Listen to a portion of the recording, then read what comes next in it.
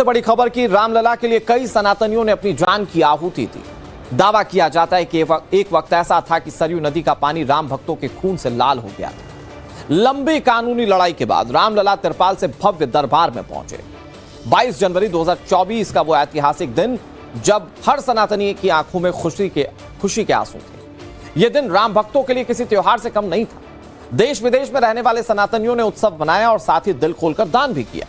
किसी ने रामलला के दरबार में गड्डियों का ढेर लगाया तो किसी ने सोने चांदी के आभूषण दान दिए। लेकिन आज हर राम भक्त खुद को ठगा हुआ महसूस कर रहा है और उसकी वजह है राम मंदिर के चढ़ावे में हुई खुली लूट। राम मंदिर के चढ़ावे से चोरी के मामले में 8 आरोपियों को गिरफ्तार किया जा चुका है, जबकि ट्रस्ट के कई बड़े पदाधिकारी चंपत राय, अनिल मिश्रा अपने पद से इस्तीफा दे चुके हैं और इस्तीफा देना भी चाहिए, क्योंकि भले ही आपने चोरी ना की हो लेकिन नैतिक जिम्मेदारी ट्रस्ट के हर बड़े सदस्य की बनती है। और अब चंपत राय, अनिल मिश्रा ने नैतिकता के आधार पर इस्तीफा दे दिया। विपक्ष अभी भी हाय तौबा मचाए हुए।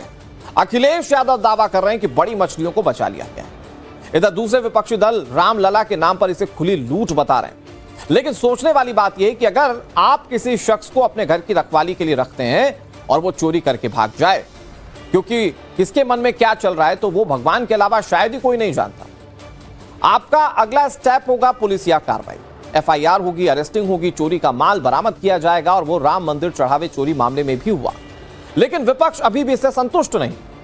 क्या राम मंदिर के मसले पर सिर्फ सियासत करने के लिए विपक्ष असंतुष्टता जता रहा है? क्योंकि अखिलेश यादव पहले एफआईआर की मांग कर रहे थे, एफआईआर दर्ज हुई, गिरफ्तारियां हुई, तो वो अखिलेश यादव अब कहने लगे कि एसआईटी टीम ने सबूत मिटा दिए। यानी विपक्ष के लिहाज से चित भी मेरी और पट भी मेरी। जब एफआईआर हो गई तो एसआईटी पर उंगली उठाना शुरू कर दिया। हालांकि इसमें कोई दो राय नहीं है कि राम मंदिर के चढ़ावे से हेराफेरी हुई है और तभी कार्रवाई की जा रही है और आगे भी इस पर कार्रवाई जारी रखेगी। इस पर सबसे बड़ा अपडेट क्या है मैं आपको बताने जा रहा हूं। राम मंदिर चढ़ावा चोरी से जुड़ा बड़ा अपडेट जो सूत्रों के हवाले से खबर है वो ये कि चढ़ावा चोरी के मामले में आज बैंक कर्मचारियों से पूछताछ हो सकती है। कई बैंक कर्मियों की भूमिका बेहद संदिग्ध है। 6 बैंक कर्मियों से पूछताछ की जा सकती है।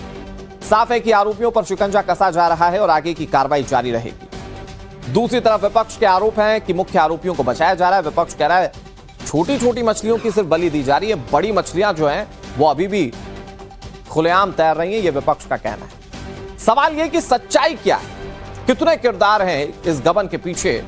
और कुछ रिपोर्ट्स तो यह भी कह रही थी कि यह बात ट्रस्ट को पहले पता चल चुकी थी और इसके बावजूद भी ये सब चलने दिया गया।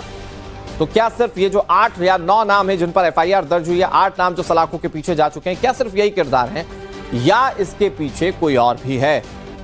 विनोद मिश्रा हमारे सहयोगी इस खबर पर ज्यादा जानकारी के साथ जुड़ गए। विनोद, इस खबर का सबसे बड़ा अपडेट यह है कि संदिग्ध बैंक कर्मियों से आज पूछताछ होगी और संभवतः वहां से भी कुछ नाम सामने आ सकते हैं जो इस मामले में, इस घपले में शामिल हो।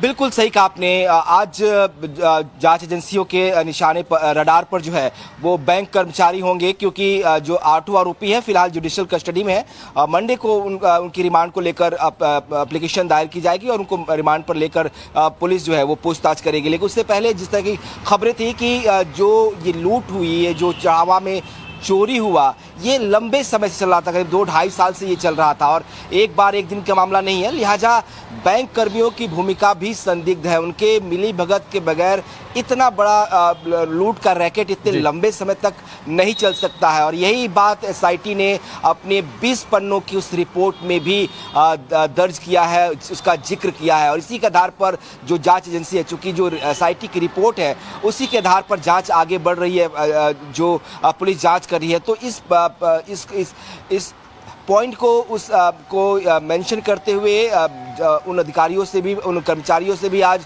पूछताछ संभव है। कहा यह गया कि जिस तरीके से ये चोरी के मोडस को, ऑपरेंडाई को अंजाम दे रहे थे, बैंक ने कुछ कर्मचारी अपने बैंक मंदिर में ही पोस्ट किए थे। 2024 में, 25 में, 26 में बैंक के साथ लगातार एग्रीमेंट होता रहा। उस एग्रीमेंट में एक एसओपी बनाई गई और ये तय किया गया कि जो बैंक के कर्मचारी होंगे वो मंदिर परिसर में जाएंगे जब ये काउंटिंग होगी, उसके बाद उनकी जिम्मेदारी काउंटिंग के बाद उस पैसे को बैंक तक पहुंचाना और बैंक के चेस्ट तक पहुंचाने की जिम्मेदारी होगी। ये चोरों की मोडस ऑपरेंडाई थी, उसके मुताबिक वो जो गड्डियाँ होती थी 500 की गड्डियाँ होती थी, उसमें रकम बढ़ा देते थे, बाद में उसको निकालते थे सिटी कैमरों से बचने के लिए। ये सब जो तो अपनाया जाता था। अब जब वो निकालते थे इसमें, तो बैंक के कर्मचारी वहां मौजूद होते थे। इसीलिए कहा जा रहा है कि ये बैंक के जो कर्मचारी हैं, जिनकी संख्या 5 से 6 हो सकती है, इनकी भूमिका संदिग्ध है और इनकी जांच जरूरी है। विनोद, बड़ा दिलचस्प ये है कि ये जो बैंक के कर्मचारी थे, इसी ट्रांसपेरेंसी और इसी तरह के घपलेबाजी या चोरी को रोकने के लिए ही तो थे कि काउंटिंग सही से हो सके। लेकिन यहां जो पूरा सिंडिकेट बना दिया गया था या रैकेट बना दिया गया था, वो सब किरदार जो थे वो चोरी में संलिप्त थे और हर एक किरदार तक अब पहुंचने की कोशिश जारी है। विनोद, आपका रुख एक बार फिर से करेंगे। बड़ी खबर अपने दर्शकों को बता दें, आरोपियों से अब तक करीब 80 लाख रुपए बरामद किए जा चुके हैं। सभी आरोपियों को सोमवार तक न्यायिक हिरासत में भेजा जा चुका है। सोमवार को सभी 8 आरोपियों को कोर्ट में पेश किया जाएगा। सोमवार को सभी को एक बार फिर से पेश किया जाएगा। बताया जा रहा है कि पूछताछ के लिए सोमवार को अयोध्या पुलिस आरोपियों की रिमांड की मांग कर सकती है। इन 8 किरदारों से, इन 8 नामों से बहुत सारी चीजें निकलवाना है पुलिस को और जांच टीम को, और ऐसे में एक बार फिर से इनकी रिमांड मांगी जा सकती है। ये अभी न्यायिक हिरासत में है और 8 आरोपियों को कोर्ट में सोमवार को फिर से पेश किया जाएगा और पुलिस इनकी रिमांड मांग सकती है, जो जानकारी मिल रही है। 80 लाख रुपए रिकवर किए गए इन 8 नामों से, और चूंकि गबन बहुत बड़ा है, संभवतः इनसे अभी और सारी रिकवरीज होनी है। हमारे सहयोगी विनोद हमारे साथ लगातार जुड़े हुए हैं। विनोद, अब पुलिस रिमांड की भी मांग करेगी ताकि पूछताछ और कड़ाई से हो सके, और इस मामले का एक एक किरदार, जो विपक्ष कह रहा है कि बड़ी मछलियों को छोड़ने की या उन्हें बचाने की कोशिश की जा रही है, शायद हर एक किरदार तक पहुंच सके जांच टीम और पुलिस की टीम। बिल्कुल, देखिए, थर्सडे की रात को इन सबको डिटेन किया गया था। कल कुछ ही घंटे टाइम मिल पाए जब इनसे पूछताछ हो पाई। उसके बाद पुलिस ने इनका मेडिकल कराया और कोर्ट में पेश किया, जहां से इनको जुडिशियल कस्टडी में भेज दिया गया। तो ऐसे पुलिस अब पूछताछ कर दोबारा उनसे पूछताछ करेगी। जो बयान उनके हैं, बाकी जो बयान दर्ज करेगी पुलिस, उनको क्रॉस करेगी। इनके निशानदेही पर अभी तक जो है 79,85,000 करीब रकम जो है वो बरामद, करीब 80 लाख रुपए बरामद हुआ है। क्या और भी, चूंकि लंबे समय से चोरी चल रही थी, तो कुछ और लोग शामिल हो सकते हैं, उनके बरामदगी करनी जरूरी है। जो एविडेंसेस की बात की गई थी, एसआईटी ने कहा था कि जो हिडन कैमरा वहां लगाए गए थे, उनके फुटेज से पता चला है कि 45 दिनों में 60 बार चोरियां हुई हैं। तो ये एविडेंसेस कलेक्ट करने हैं, उनके निशानदेही पर बरामदगी करानी होगी। तो ये पहलू, इसके लिए जरूरी है कि उनको रिमांड पर लिया जाए। और इसीलिए कहा जा रहा है कि मंडे को जब इनकी जुडिशियल कस्टडी की समय सीमा पूरी होगी, तब पुलिस जो है वो अपने पुलिस रिमांड के लिए एप्लीकेशन मूव करेगी और इनको रिमांड पर लेकर दोबारा पूछताछ शुरू करेगी। जब दोबारा सोमवार से पूछताछ शुरू होगी, तब कुछ और चेहरे होंगे। हमारे पास जानकारी आ रही है कुछ और बड़े नामों को लेकर, बड़े चेहरों को लेकर। ठीक है, अब मैं फिर आ रहा हूं आपके पास। विनोद, एक बड़ी खबर अपने दर्शकों को और बता दें। बड़े एक्शन की तैयारी है, जल्दी कुछ बड़े लोगों पर कार्रवाई संभव है। एक्शन को लेकर मंथन जारी है। ये बहुत बड़ी खबर है क्योंकि विपक्ष लगातार इस मामले पर सवाल उठा रहा है। ये जो 8 नाम अभी तक पुलिस के हत्थे जो चढ़ चुके हैं, ये वो नहीं है जो असली इस मामले के गुनहगार है। गुनहगार ये भी हैं, लेकिन इसके पीछे कई बड़े नाम हो सकते हैं। और खबर यह है कि अब कई बड़े नाम जो हैं वो पुलिस के रडार पर हैं।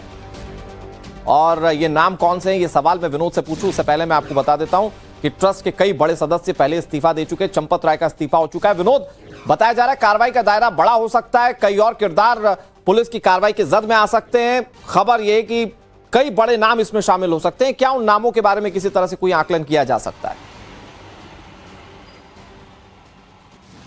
देखिए, आपको याद होगा कि मुख्यमंत्री ने कहा था कि कोई भी किसी भी कीमत पर नहीं बचेगा। कल भी जब वो देवरिया में थे, तब भी उन्होंने कहा कि दूध का दूध, पानी का पानी होगा और कोई बचेगा नहीं, चाहे वो किसी भी पद पर हो, कितना ही बड़ा हो। लगातार ये आरोप लग रहा है कि ये छोटी मछलियों को पकड़ा है, लेकिन इस 2 चीज़ें हैं। ये छोटी मछलियाँ इसलिए पकड़ी गई हैं, अगर वो छोटी मछलियाँ मान लिया है तो भी इसलिए कि क्योंकि इनके खिलाफ सबूत मिले हैं। प्रथम दृष्टया जितने सबूत हैं, जो इलेक्ट्रॉनिक एविडेंसेज हैं, वीडियो फुटेज है, गवाहों की बयान है, ये सब मिले हैं। इस लिहाज से इनके खिलाफ तुरंत एक्शन हुआ है। जो अगर जिनके खिलाफ सबूत नहीं मिले हैं, उनके लिए खिलाफ सबूत इकट्ठे किए जा रहे हैं। और जो हमारे पास जानकारी है, इसको लेकर बड़े स्तर पर अधिकारियों की एक बैठक भी हो रही है, मंथन किया जा रहा है कि क्या इन जो सबूत हमारे पास है उन सबूतों के आधार पर इनसे पूछताछ या इनकी गिरफ्तारी की जाए या थोड़े से और अधिक सबूत इकट्ठे किए जाए। इसको लेकर चर्चा हो रही है। कुछ जल्दी, कुछ देर बाद ये फैसला होगा और संभव है कि कुछ बड़े नाम भी, कुछ बड़े चेहरे भी आपको जैसे कि आज जानकारी मिल रही थी सूत्रों के हवाले से कि जो जांच टीम है, जो एसआईटी की टीम थी, जो अपने उसने शुरुआती प्रिलिमिनरी रिपोर्ट जो सबमिट की है, उसमें उसने बताया इस बात को कि ये ट्रस्ट के लोग जानते थे किस तरह का गबन हो रहा है और ये 2 से 3 साल से चल रहा था और उसके बावजूद भी कुछ एक्शन नहीं लिया गया, तो संभवतः उस दिशा में कार्रवाई जा सकती है। बिल्कुल सीधे सीधे लापरवाही का मामला है। प्रथम दृष्टि आप देखें तो आपको या आपकी इन्वॉल्वमेंट है, दोनों पहलू हैं। या तो आप जानबूझकर इसको छुपा रहे थे या आप अनजान थे, आपको पता ही नहीं था कि ऐसा कुछ हो रहा है। आप किस बात के आप उसको कोऑर्डिनेट कर रहे थे, किस बात का आप प्रबंधन कर रहे थे कि आपको पता ही नहीं हो रहा है कि आपके अंदर चोरी हो रही है। खबर ये थी कि भाई जब इनको पता चला कि कुछ गबन हो रहा है, शक हुआ तो हिडन कैमरे लगाए गए हुंडी काले कमरे में जहाँ पे काउंटिंग होती थी। उसके बाद जो फुटेज आया उसके आधार पर यह तय हुआ, तो उस पर आपको एक्शन लेना चाहिए था, आपको तुरंत एफआईआर कराना चाहिए था, आपने नहीं कराया, तो ये नेग्लिजेंस है आपका। तो ये सवाल है, बिल्कुल ये वाजिब सवाल है कि अगर 1.5 साल, 2 साल, 2.5 साल से कुछ हो रहा है, आपको शक भी हो रहा है, उसके बाद भी आप कोई कार्रवाई नहीं कर रहे हैं, आपको सबूत मिल जा रहा है तो भी आप एफआईआर नहीं कर रहे हैं, तो आप क्या लिपापोती कर रहे थे और क्यों कर रहे थे? आप देखिए कि तमाम जो ट्रस्ट में मेंबर्स हैं, तमाम जो गिरफ्तारियां हुई हैं, कहीं ना कहीं किसी के रिलेटिव्स हैं। अब चंपत राय के ड्राइवर हैं अनिल टिन्नू यादव, उनकी भूमिका सवालों घेरे में सबसे क्राइम सस्पेक्ट है वो। दूसरा लवकुश मिश्रा और की भूमिका, जो रिश्तेदार हैं वो अनिल मिश्रा के रिश्तेदार हैं। तो ये जो रिश्तेदारों का खेल चल रहा था, जो अपने के लोगों को नौकरियां देना ट्रस्ट में बिना किसी जांच वेरिफिकेशन के, किसी को कुछ भी कहीं भी रख देना, कोई जिम्मेदारी सौंप देना। टिन्नू यादव के पास ऐसी कोई जिम्मेदारी नहीं थी, कोई मेंबर नहीं था, लेकिन उसके पास दोनों दान पात्रों की चाबियां, दोनों चाबियां, एक दान पात्र में 2 ताले होते हैं, दोनों चाबियां उसके पास थी। आखिर आप ऐसी कौन सी जिम्मेदारी थी और आपको क्या इस बारे में जानकारी नहीं? और ये सारी चीजें बहुत सारे शक और सवाल पैदा करते हैं कि क्या ये संगठित लूट है। इस पर बात करेंगे विनोद। एक बड़ी खबर और अपने दर्शकों को बता देते हैं। खबर यह है कि एसआईटी ने 20 पन्नों की रिपोर्ट दाखिल की है। 20 पन्नों की रिपोर्ट में 70 बार चढ़ावा चोरी का जिक्र है। सीसीटीवी कैमरों के फुटेजेस में चढ़ावा चोरी की 70 घटनाएं और 2 से 3 साल से एक्टिव था चढ़ावा चोर रैकेट, जैसा कि हमने आपको पहले भी जानकारी दी।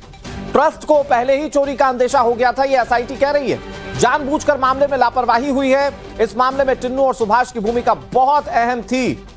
यह बहुत अहम लीड हम आपको बता रहे हैं दर्शकों इस मामले में जांच के लिहाज से। और इस वक्त एक और बड़ी खबर आपको बता दें, बीजेपी का लंका कांड अयोध्या में ही होगा, यह अखिलेश यादव कह रहे हैं। दान भक्तों का मुखौटा आखिर उत्तर प्रदेश से उतर ही गया है। प्रभु की अलौकिक शक्ति ने चमत्कार दिखाया, अखिलेश यादव की ओर से ये सारी बातें कही जा रही हैं। अखिलेश ने क्या पोस्ट किया, मैं आपको वर्ड टू वर्ड ये डिस्क्राइब करता हूं। अखिलेश यादव ने लिखा, बीजेपी का लंका कांड अयोध्या में ही होगा, आखिर दान भक्तों का मुखौटा उतर ही गया क्योंकि प्रभु की अलौकिक शक्ति ने अपना चमत्कार दिखा दिया। अब भाजपाइयों के अहंकार की चमचमाती लंका के साम्राज्य का अंत होगा और लंकाधिपति का भी। बीजेपी के लिए अमृतकाल काल बनकर आया है, ये अखिलेश यादव अपने पोस्ट में कह रहे हैं। और अखिलेश यादव राम मंदिर मामले पर एक बड़ा सियासी मौका देखते हैं, बीजेपी को घेरने का, योगी आदित्यनाथ को घेरने का। और ये मत भूलिए अगले साल विधानसभा का इलेक्शन हो रहा है, बहुत कांटे की टक्कर होने वाली है और उसमें यह राम मंदिर का मुद्दा बहुत महत्वपूर्ण है, जो बीजेपी को हमेशा एज देता आया है सियासी रूप से। राम मंदिर में चढ़ावा चोरी को लेकर इस वक्त सियासत जारी। कांग्रेस की सांसद प्रियंका गांधी ने योगी सरकार पर हमला किया, कहा कि इस मामले में जांच के नाम पर लिपापोती करने की बजाय पारदर्शी तरीके से जांच हो और जो लोग इसमें सम्मिलित हैं उन्हें कड़ी से कड़ी सजा मिले। प्रियंका ने सोशल मीडिया अपने पोस्ट पर कहा कि सत्य और धर्म को स्थापित करने वाले मर्यादा पुरुषोत्तम भगवान श्री राम और उनके करोड़ों भक्तों के साथ आस्था के साथ जो चोरी हुई और लूट का कपटपूर्ण कृत्य किया गया है, उसने पूरे देश को स्तब्ध कर दिया है। आगे वो लिख रही हैं कि सवाल महत्वपूर्ण है कि क्या छोटे कर्मचारी अकेले सीसीटीवी बंद करके हजारों करोड़ों के चढ़ावे में हेराफेरी कर सकते हैं या इसके पीछे कुछ बड़े लोगों की मिलीभगत है। ये सवाल उठाया गया है प्रियंका गांधी की ओर से। इधर विपक्षी दल के नेता इस मसले पर सरकार को लेकर जबरदस्त तरीके से कैसे हमलावर हैं, मैं आपको कुछ रिएक्शन सुनाता हूं। बहुत बधाई देना चाहता हूं अखिलेश यादव को, सच्चे राम भक्त हैं अखिलेश यादव जी, सच्चे राम भक्त हैं ये लोग, ये जो इसकी चिंता उनको है। लेकिन जो लोग वहाँ बैठे हैं, जो जिम्मेदार हैं, जो उसकी रोज़ की राजनीतिक रोटी खा रहे हैं, वो चुपचाप जो है वहाँ पे चोरी करवा रहे हैं। इतना बड़ा गफला। हाँ? अब देखना ये है बुलडोजर कहाँ है। क्या बुलडोजर में डीजल खत्म हो गया? वरना बुलडोजर चल जाता। अब वो भी वीडियो नहीं आया अब तक, वो जो लंगड़ाते हुए चलते हैं, हाथ पे कंधे, दोनों कंधे पे हाथ रख के ऐसा लंगड़ाते हुए, वो भी वीडियो नहीं आया। कहाँ है वो वीडियो? कहाँ है बुलडोजर? क्या ये सारी चीजें, सारी धमकीबाजी, दादागिरी, धांधली सिर्फ मुसलमानों के लिए है क्या?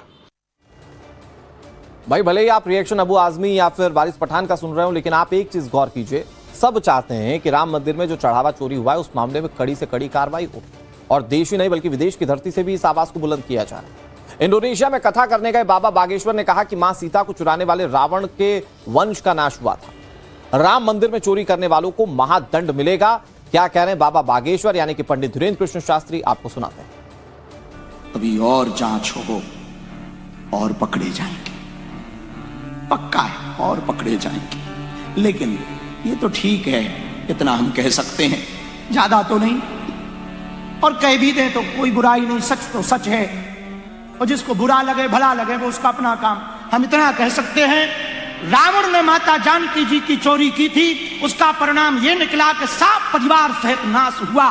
करोड़ों लोगों के दान राम मंदिर में राम को दिए हुए दान को जो चोरी करेगा, पक्का है वो सरकारी दंड तो पाएगा ही, भगवान का महादंड पाएगा, महादंड पाएगा। ये तो पक्का है, महादंड पाएगा, उसे कोई छोड़ नहीं सकता। विनोद, हमारे सहयोगी लगातार हमारे साथ जुड़े हुए हैं। बाबा बागेश्वर सवाल उठा रहे हैं, अबू आजमी ने सवाल उठाया, वारिस पठान ने सवाल उठाया, सब कह रहे हैं कार्रवाई होनी चाहिए। लेकिन विनोद, मुझे लगता है कि एसआईटी के 20 पन्नों की रिपोर्ट पर बात एक बार फिर होनी चाहिए। 20 पन्नों की रिपोर्ट में कहा गया है कि ट्रस्ट ये जानता था कि वहां पर सारी चीजें चल रही हैं और मामले को दबाने की कोशिश की गई। तो जुर्म को छुपाना भी तो जुर्म की कैटेगरी में आएगा ना। और जो ये लोग कर रहे थे उनके खिलाफ बड़ी और कड़ी कार्रवाई होने की जरूरत है। और विपक्ष भी बार बार कह रहा है कि छोटी मछलियों पर कार्रवाई करके इंसाफ नहीं हो सकता इस मामले में। देखिए बिल्कुल, और एसआईटी ने जिस एसआईटी की रिपोर्ट की हम का जिक्र कर रहे हैं, जो 20 पन्नों की रिपोर्ट है, उसमें लिखा गया है साफ साफ कि ये संगठित अपराध है। यानी कि इसमें बहुत सारे लोगों की भूमिका है। ये जो क्रिमिनल कॉन्स्पिरेसी हुई है, ये सिर्फ 8 ही नहीं है, क्योंकि अगर आपको जानकारी थी, आप जानते थे कि कैसे ट्रस्ट के जो मेंबर्स, जिसको आपने माफ करिएगा, ट्रस्ट के नहीं, जो कर्मचारियों की नियुक्ति आपने की है, वो उनकी भूमिका को आप वेरीफाई बिना किए रखते हैं, उनकी जो रिस्पॉन्सिबिलिटीज़ है उससे इतर वो कुछ कर रहे हैं, तो निगरानी की जिम्मेदारी तो आपकी थी ना। आप ही मैनेजमेंट संभाल रहे थे, आप ही वो 3 चेहरे थे जिसमें पूरा मंदिर प्रशासन था, पूरा मैनेजमेंट था। तो फिर आपसे चूक क्यों हुई? और आप चूक हुई है तो जिम्मेदारी आपकी, आपको जिम्मेदारी बनती है। और इसीलिए कहा जा रहा है कि कुछ एक्शन की बात हो रही है, कुछ बड़े एक्शन की तैयारी चल रही है। हालांकि चूंकि कुछ चेहरे ऐसे हैं जो बड़े चेहरे हैं, जिन पर अगर एक्शन होता है तो उसका असर बड़ा होगा, इस लिहाज से थोड़े फूक कर कदम उठाया जा रहा है। लेकिन इतना सरकार आश्वस्त जरूर करना चाहती है, और जो सरकार में बैठे लोग हैं जो जानकारी दे रहे हैं कि सरकार किसी को बख्शने के मूड में नहीं है। अगर मतलब कहीं ये जिम्मेदारी ट्रस्ट की थी, ट्रस्ट एक स्वायत्त बॉडी है, इसकी नियुक्ति केंद्र सरकार की तरफ से हुई है, जो मेंबर्स उसमें है मैक्सिमम, तो ये भले जिम्मेदारी हो, लेकिन अगर ये लॉ एंड ऑर्डर से जुड़ा मामला, अगर ये एफआईआर इसमें दर्ज होती है तो पुलिस फिर जांच करेगी, और पुलिस जब जांच करेगी तो किसी को किसी भी कीमत पर बख्शा नहीं जाएगा। अब मामला चूंकि यूपी सरकार के अंडर में आ गया है, पुलिस ने एफआईआर दर्ज कर लिया है। लेकिन विनोद, अगर सियासी पहलू की बात की जाए और अभी के तमाम पॉलिटिकल सर्कमस्टेंसेस की बात की जाए तो विपक्ष के पास एक बहुत बड़ा मुद्दा है, और यही विपक्ष मुद्दा बनाने की कोशिश कर रहा है, समाजवादी पार्टी की ओर से भी, कांग्रेस पार्टी की ओर से भी। इस पर बात करेंगे, रिएक्शंस क्या आ रहे हैं वो अपने दर्शकों को बता देते हैं। राम मंदिर चढ़ावा चोरी पर साध्वी रितंबरा ने कहा है कि चंपत राय की निष्ठा को हमने देखा है, आसपास के गलत लोगों की वजह से वो कटघरे में। जब आस्था डगमगाती है तो घाव बहुत गहरा होता है। सीएम योगी आदित्यनाथ ने कहा दोषियों को सजा मिलेगी। साध्वी रितंबरा राम मंदिर आंदोलन की अग्रणी रही है, वो क्या कह रही हैं, जरा सुनिए। कि बहुत दुर्भाग्यपूर्ण प्रसंग है ये। आस्थाएं जब धक्का खाती हैं तो बहुत घायल कर देती हैं।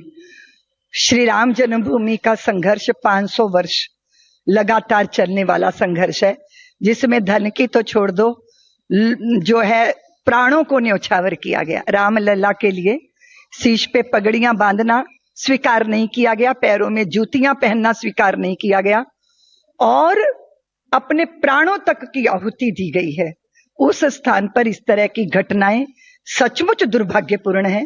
लेकिन मैं पूरे समाज से ये निवेदन करना चाहती हूं कि योगी जी ने जैसे कहा था कि दूध का दूध पानी का पानी होगा, दंडनियों को दंड मिलेगा, इसीलिए अपनी श्रद्धा को, जैसे गंगा जी के तट पर कोई व्यक्ति बैठ के हमारे साथ छल कर दे तो हम गंगा जी के प्रति उदासीन नहीं होते, इसी तरह श्री राम जन्मभूमि के प्रति जो पूरे संसार के कोटि कोटि सनातनियों की आस्था है वो अक्षुण है, वो अक्षत है, वो कभी खंडित हो के बहुत दुर्भाग्यपूर्ण प्रसंग है ये। आस्थाएं जब धक्का खाती हैं तो बहुत घायल कर। अब मैं आपको बताऊं कि साध्वी ऋतंबरा वो हैं जो राम मंदिर आंदोलन में बहुत बड़ी भूमिका निभा चुकी हैं और जब प्रभु श्री राम लला के मंदिर का इनॉग्रेशन हुआ था तब आंखें भर आई थी उनकी। लेकिन आज विनोद उनको ये कहना पड़ रहा है कि आस्था डगमगानी नहीं चाहिए और उसके पीछे का कारण ये चंदा चोर है और उसका असर ये दिख रहा है कि जो लोग राम मंदिर जा रहे हैं अब वो इस डर से चढ़ावा नहीं चढ़ा रहे हैं कि हमारा पैसा कहीं लोगों की पर्सनल जेब में ना चला जाए। बिल्कुल, देखिए कुछ लोगों की आस्थाओं जो है वो उनको आहत हुई है और ऑब्वियसली बात है इसका असर भी आपको देखने को मिलेगा।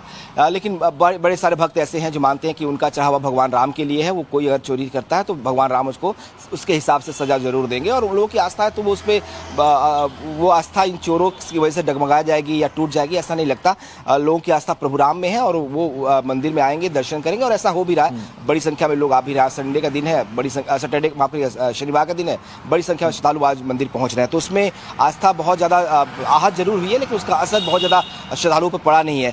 दूसरी बात जिसका जिक्र किया जाता है कि चंपत राय को लेकर कहा जा रहा है कि चंपत राय की डिग्निटी पे कोई सवाल नहीं है, उनकी इंटीग्रिटी पे कोई सवाल नहीं खड़ा कर सकता। लेकिन सवाल ये है कि आप बॉस हैं और आपका कर्मचारी चोरी कर रहा है, लूट रहा है, आप कुछ नहीं कर पा रहे हैं तो जिम्मेदार तो आप भी हुए ना, आपको भी तो जिम्मेदारी आपकी भी बनती है, आपको देखना चाहिए था, आप नहीं देख पा रहे हैं। आपकी रिस्पॉन्सिबिलिटी तो यही है कि आप निगरानी करेंगे, आप चोरी रोक लेंगे या उसको पकड़ के सजा देंगे, ये नहीं कहा जा रहा। लेकिन ये था कि आप उसको कम से निगरानी तो करते, आपको लगा कुछ गलत हो रहा है तो उसकी तुरंत कंप्लेन होनी चाहिए थी, आपने कंप्लेन नहीं की।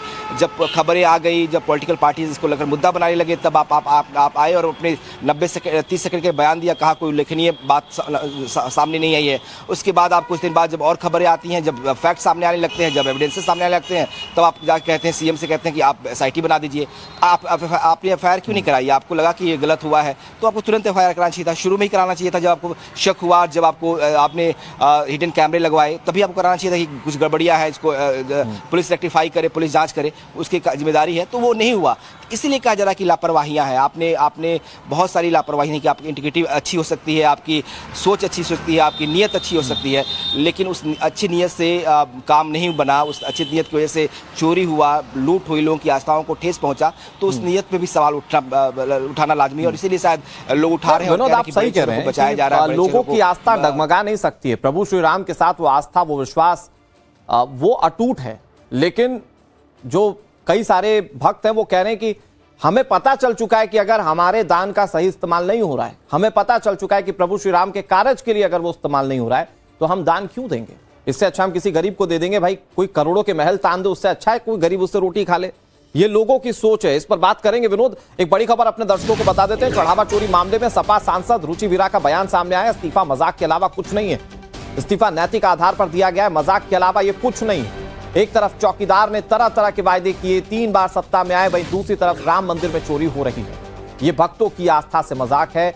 सपा सांसद है रुचि वीरा, वो कह रही है मुझे उम्मीद है कि किसी और की करतूतों की सजा किसी और को नहीं दी जा रही और ताकतवर लोगों को बचाने के लिए कमजोर लोगों को दोषी नहीं ठहराया जा रहा होगा, ये रुचि वीरा कह रही।